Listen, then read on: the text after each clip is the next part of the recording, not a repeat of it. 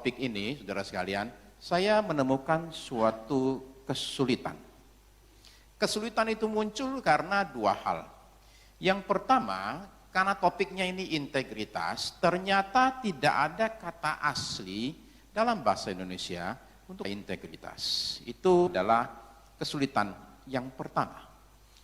Kesulitan yang kedua adalah integritas itu adalah sesuatu yang sangat amat abstrak. Ya.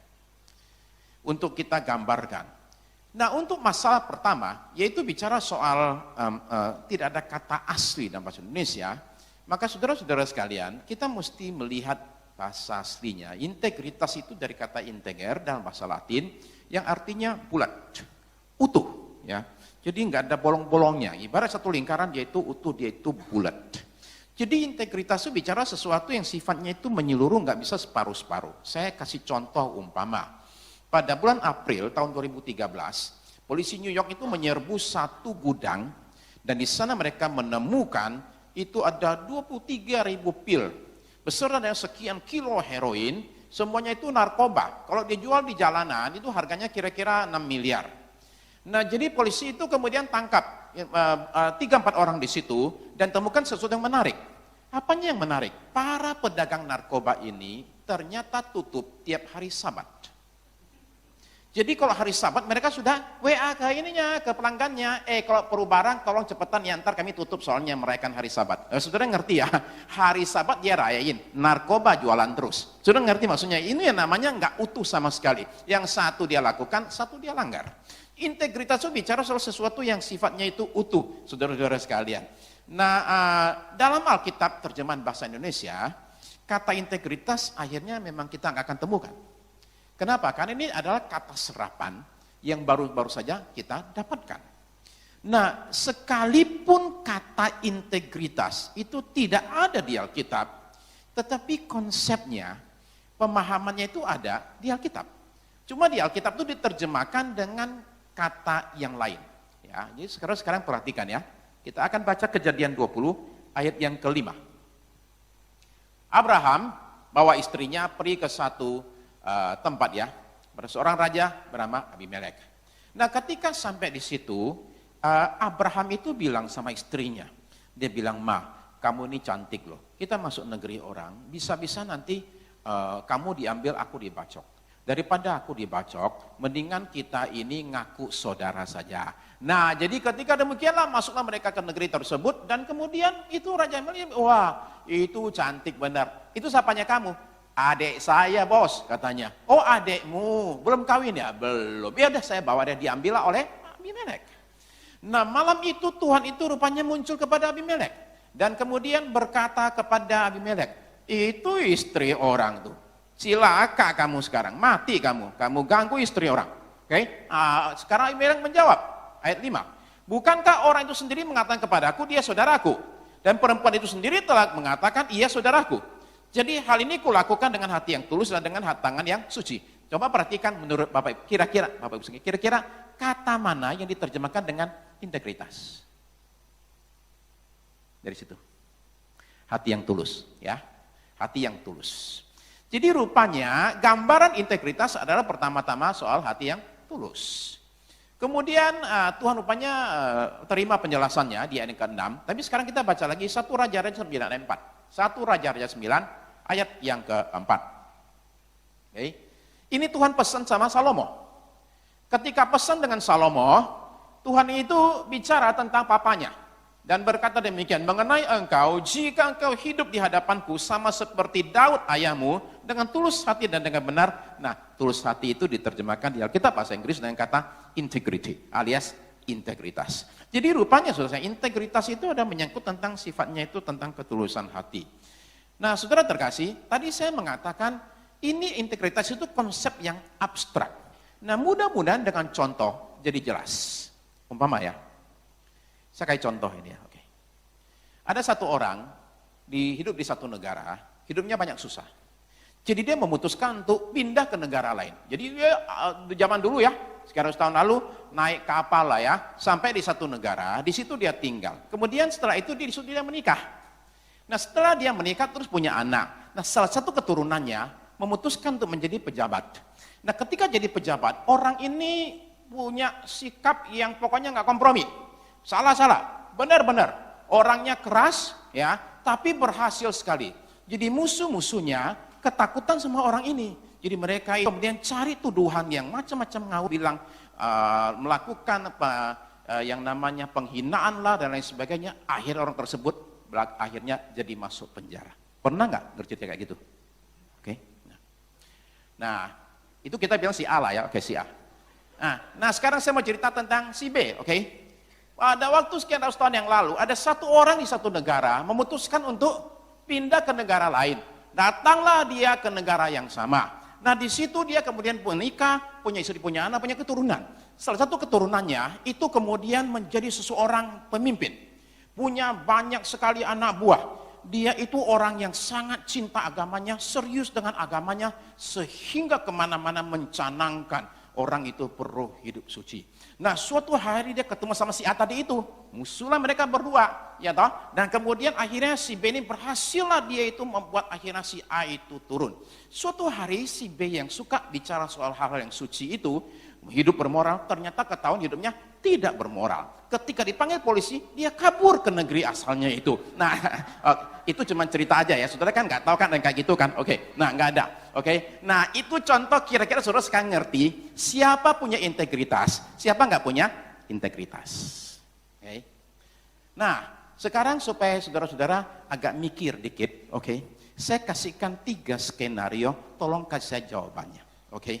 Pertama, umpama ya, Anda pegawai pemerintah, oke. Suatu hari ada rapat, pimpinan bilang gini, kita nanti akan bangun bandara baru di daerah X itu, ya. Tapi tolong jangan kasih tahu sama siapapun juga ya. Kalau dikasih tahu harga tanah naik gila-gilaan, jadi tolong rahasiain semua. Oke, ketika Anda dikasih tahu, Anda ingat, teman gua punya tanah gede di situ loh, pengen jual murah lagi. Nah, gimana? Saya mau tanya, saudara kasih tahu nggak sama teman saudara? Ini jangan jual loh. Naik gila-gila nanti lo. Atau saudara justru jangan-jangan bilang gini, lu mau jual, gue beli deh, oke ya.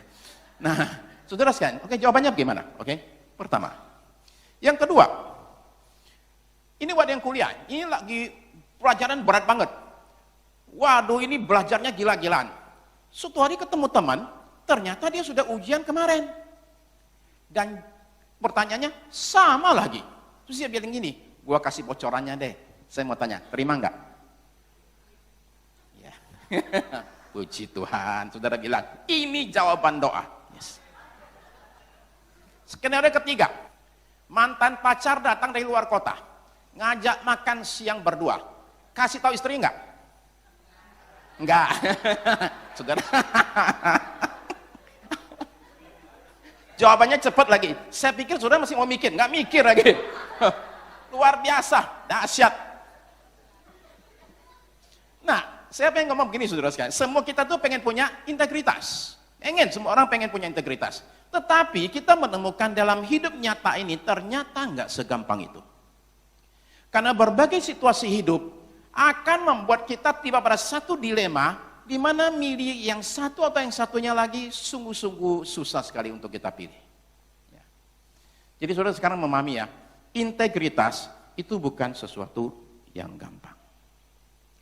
Tapi satu perusahaan melakukannya.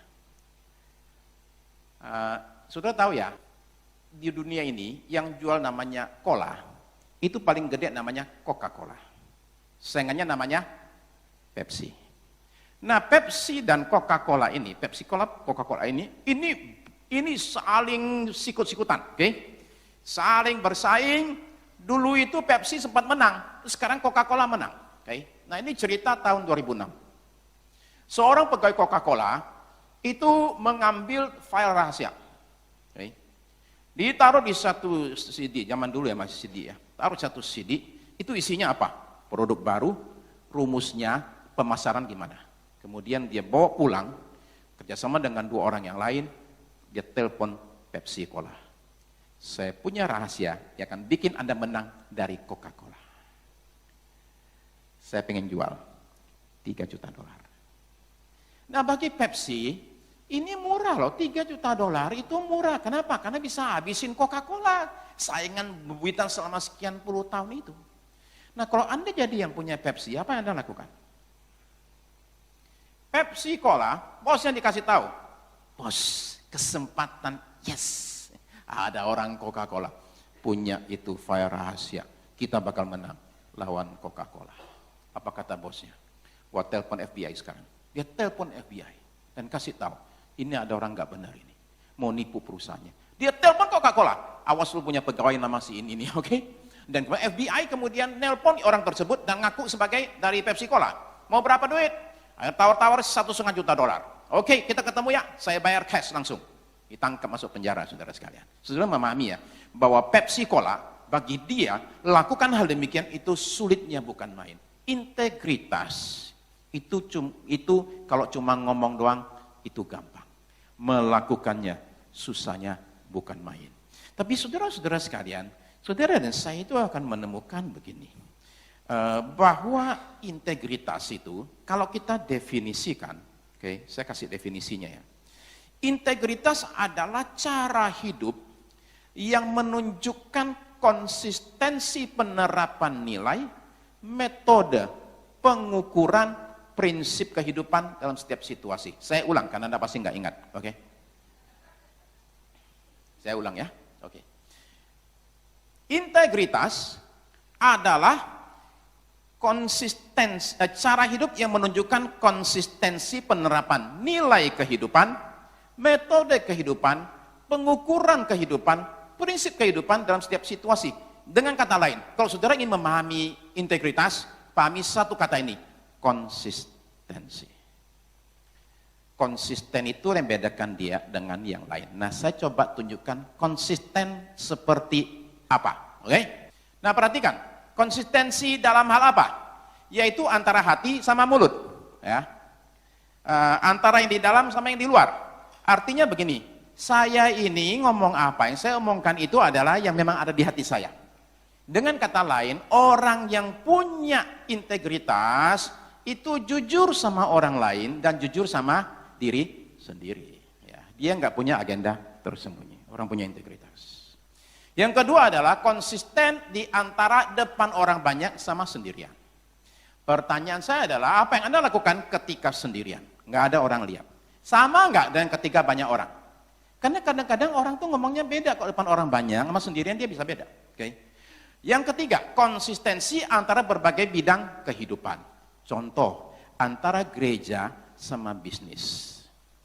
Sebab saudara-saudara sekalian, kita punya hidup ini kan dikuasai oleh pola pikir Yunani. Nah, pola pikir Yunani itu mengajarkan hidup ini dibagi menjadi 2 bagian besar.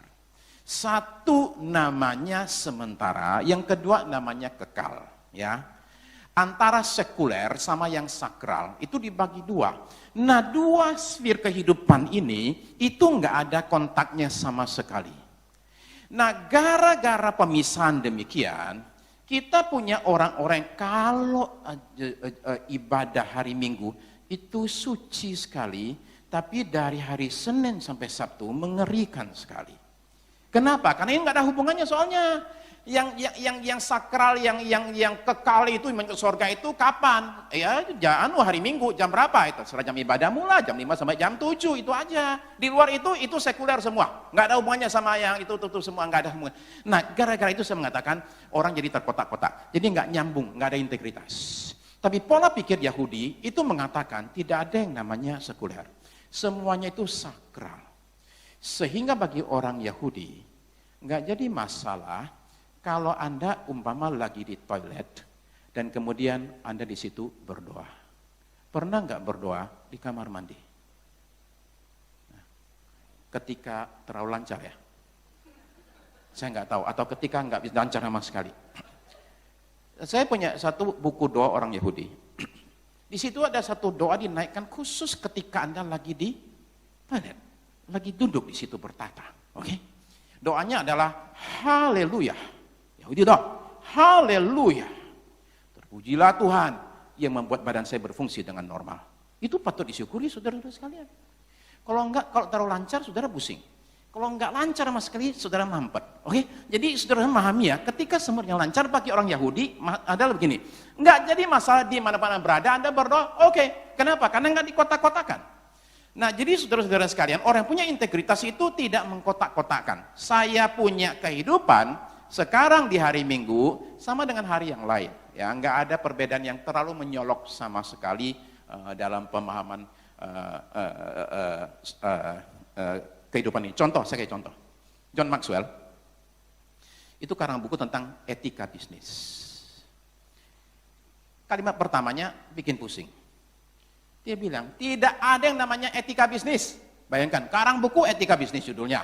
Dan dia bilang, nggak ada etika bisnis. Maksudnya apa? Karena kalau Anda bilang ada etika bisnis, Anda mengatakan ada etika pergaulan, ada etika rumah tangga, ada etika macam-macam. Dia bilang, etika itu tidak kenal tempat.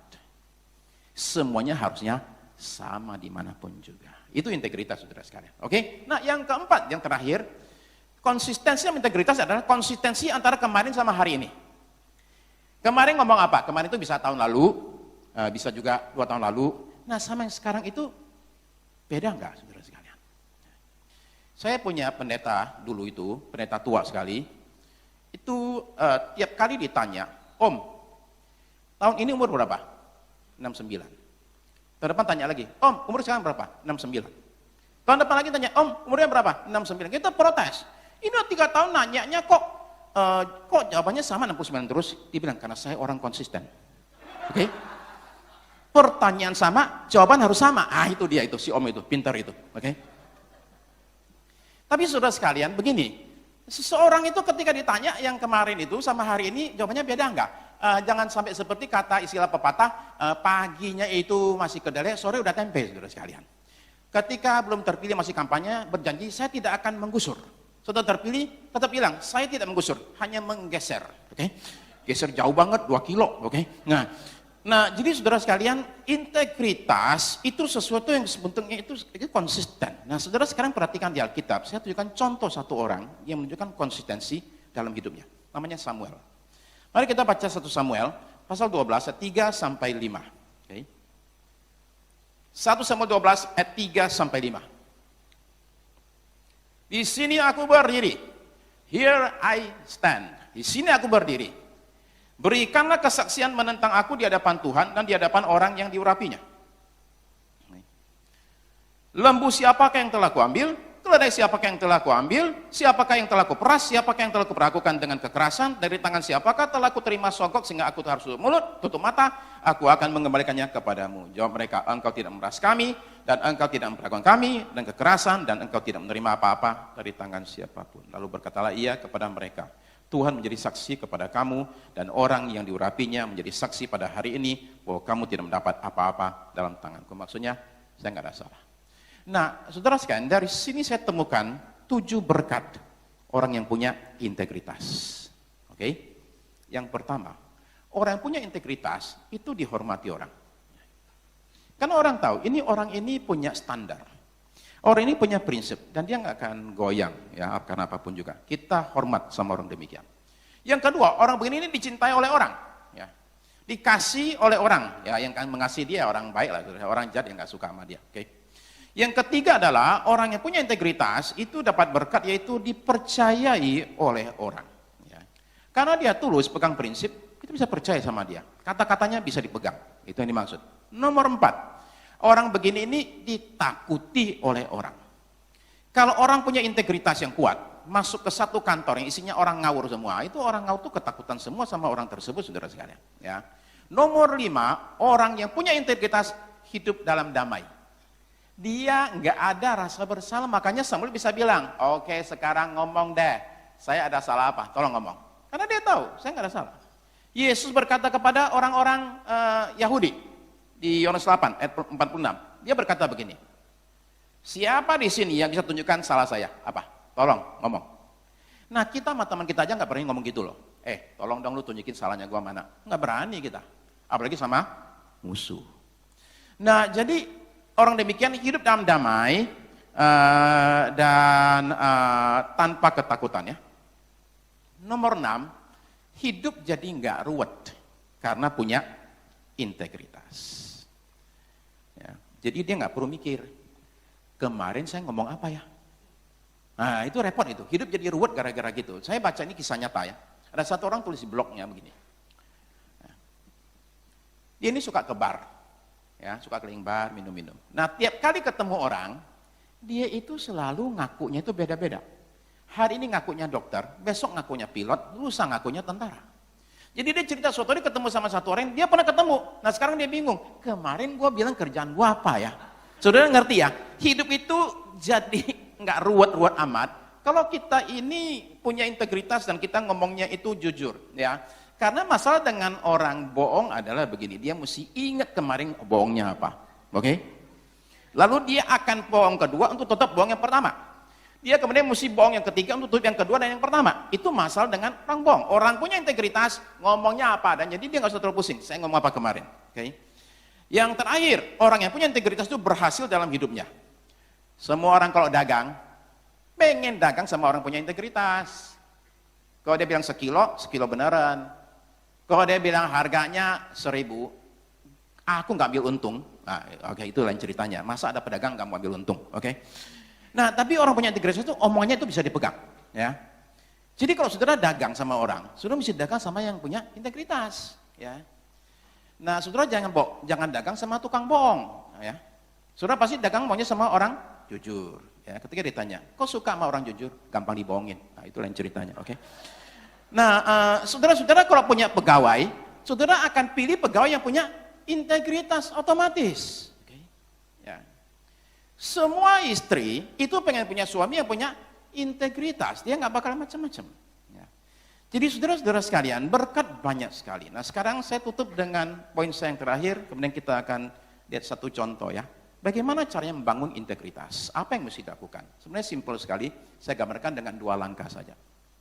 Nomor 1, oke, slide saya yang terakhir ya.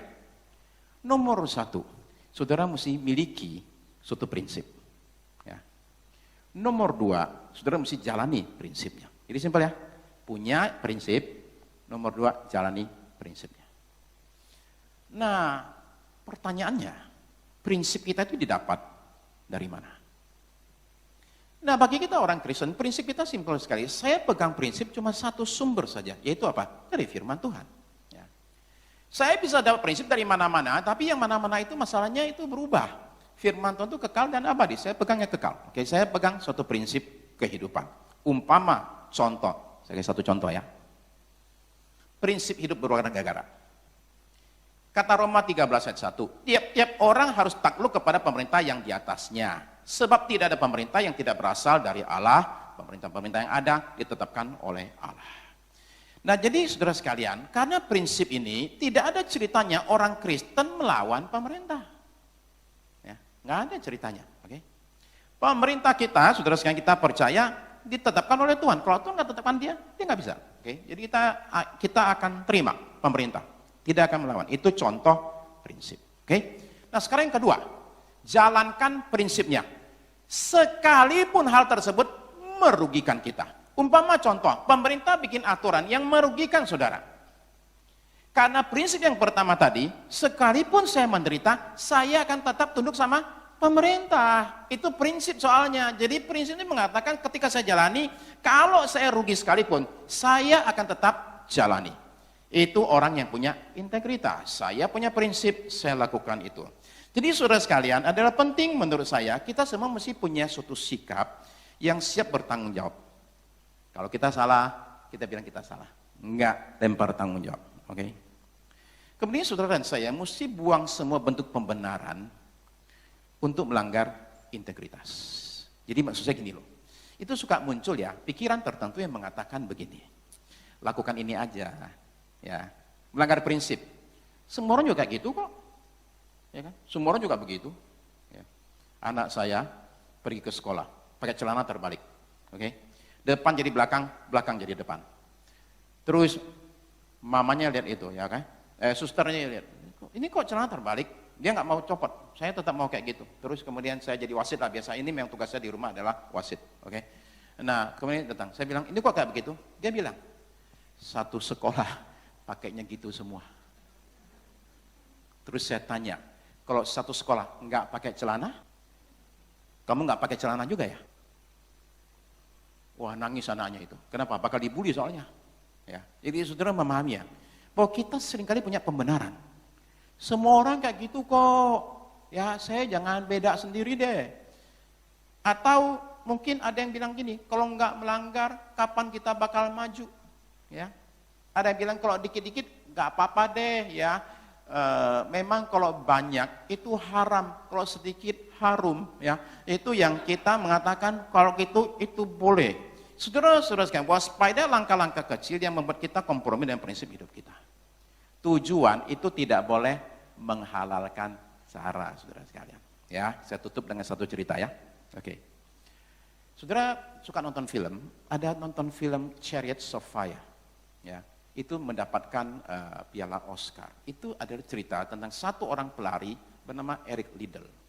Liddell ini lahirnya kalau saya nggak salah ingat di China sana. Ya. Nah, China itu luas, bapak ibunya itu misionaris. Jadi kemana-mana anak ini lari, kerjanya itu lari. Jadi pelari yang bagus sekali, akhirnya dia mewakili Inggris untuk dia itu lari di Olimpiade di Paris tahun 1924. Nah, nomor spesialis dia adalah 100 meter lari putra. Dan dia memegang rekor dunia. Tapi ternyata larinya itu, finalnya itu jatuh pada hari Minggu. Eric Liddell ini punya prinsip. Hari Minggu mesti ke gereja, nggak boleh lari di lapangan. Oke, buat dia itu Sabat.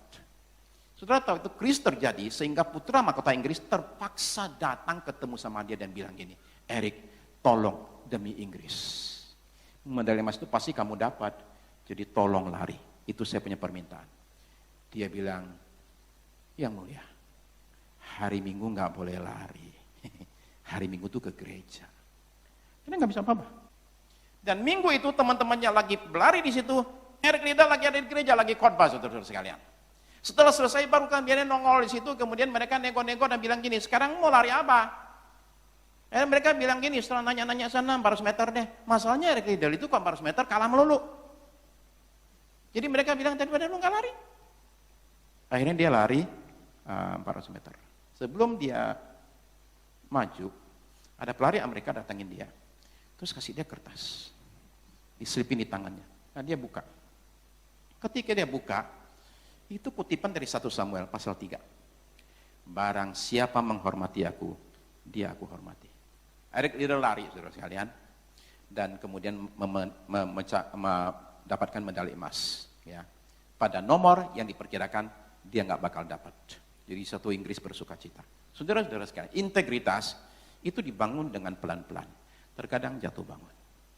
Tadi kita baca Daud, orang yang punya integritas, hati tulus. Tapi saudara kan tahu, dia ambil istri orang, dia bunuh suaminya. Saya ingin ngomong begini, sekarang saya bicara kepada saudara soal integritas. Saya cuma pengen ngomong terus terang, saya masih bergumul dengan integritas. Dan semua kita bergumul, nggak ada kita yang sempurna. Tapi dengan pertolongan Tuhan, saya berharap langkah demi langkah, suatu hari kelak saudara sekalian, kita menghadap Tuhan dengan hati nurani yang tenang, ya tanpa ketakutan, tanpa penyesalan, karena kita sadar, saya sudah dengan pertolongan Tuhan dan daya yang ada berusaha hidup sesuai dengan prinsip yang saya yakini, hidup dengan integritas. Begitu pemaparan.